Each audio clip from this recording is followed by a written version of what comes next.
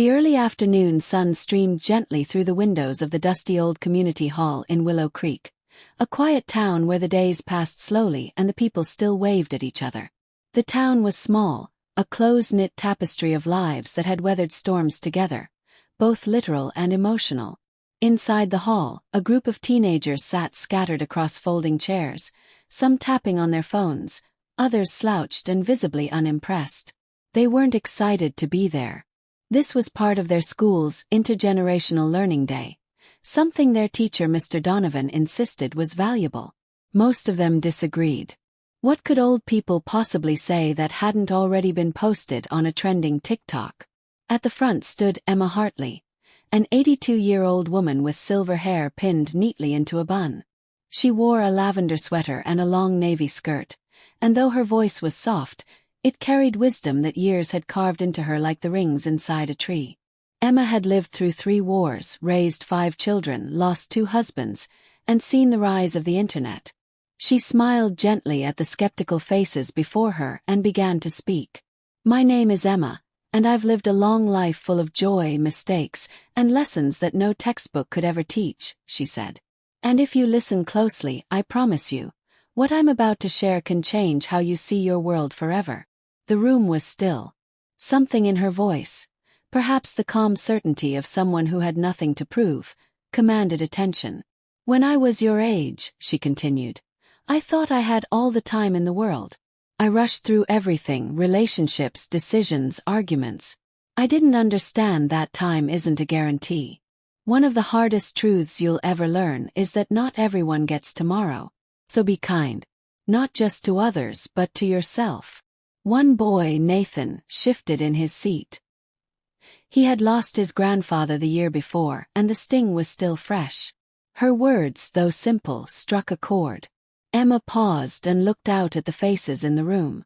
"The biggest regret most old folks have is not living in the moment.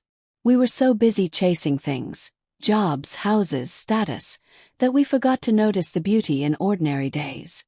You'll think happiness is something you have to achieve, but often it's already there.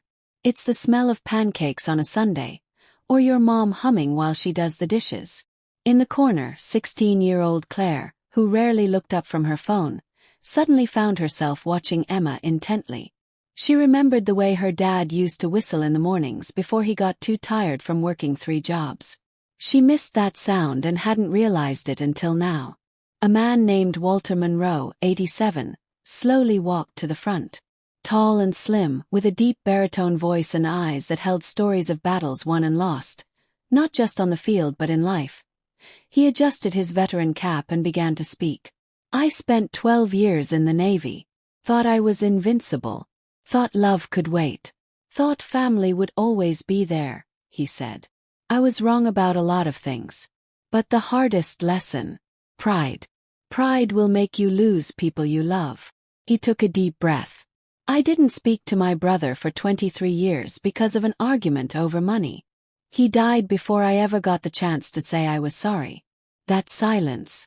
It'll haunt you more than the worst fight ever could. So don't let pride keep you from picking up the phone." A hush fell over the room. Even the most restless teens were listening now. Walter's voice trembled with emotion, and for a moment time seemed to pause. Back in her seat, Emma nodded as Walter returned. She stood again and continued. "Forgive people. Not because they always deserve it but because you deserve peace. Carrying anger is like drinking poison and hoping the other person gets sick." Jared, a usually sarcastic 17-year-old with a tendency to make snide remarks, looked down at his shoes. He hadn't spoken to his older sister in months over something trivial. Emma's words echoed in his mind like a bell ringing in an empty hallway. Then came Doris McConnell, a short, spry woman with sharp eyes and a cane she used more like an accessory than a necessity. She wore red lipstick and had a laugh that could break ice. "I want to tell you about love," she said. "Not the kind you see in movies, though those are fun, but real love. The kind that grows when you show up every day, even when it's hard. I was married to the same man for 47 years. We didn't always like each other but we always respected each other. That matters more than fireworks." He chuckled. He never wrote me a poem, but he always made sure my car had gas in the winter. Love is in the little things. She turned serious. And let me tell you something else. Never settle for someone who makes you feel small. You are not meant to shrink to fit someone else's idea of love.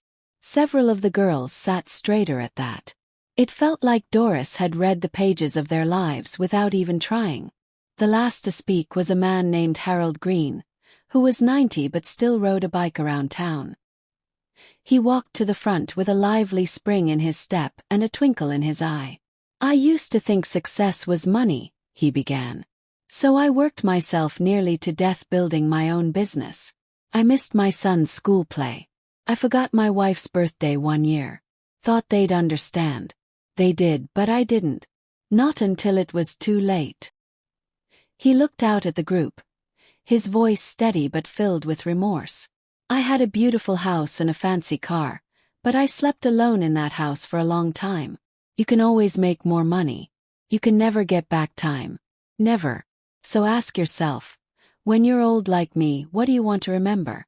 The late nights at the office, or your child's laugh echoing through the hallway? Emma returned one final time, resting a hand gently on Harold's shoulder before facing the room. We tell you these things not to lecture, but to give you a gift. Wisdom bought with years we can't get back. We're young. You have a choice. Learn from us. Don't wait until you're 80 to start living fully, loving honestly, and choosing peace over pride. A moment of silence followed. Then something shifted in the room. Phones were put away. Eyes met. A few teens looked around like they were seeing each other, and themselves, differently. Later, as the students filed out of the hall, several stayed behind to hug the speakers. Claire thanked Emma quietly and promised to call her grandmother that evening. Jared asked Doris if he could visit again and bring his sister next time. Nathan walked silently beside Walter, not saying much, but holding something deeper in his heart than any words could express. That day in Willow Creek didn't go viral. No one made a trending video. But in the quiet echoes of that small community hall, lives were changed.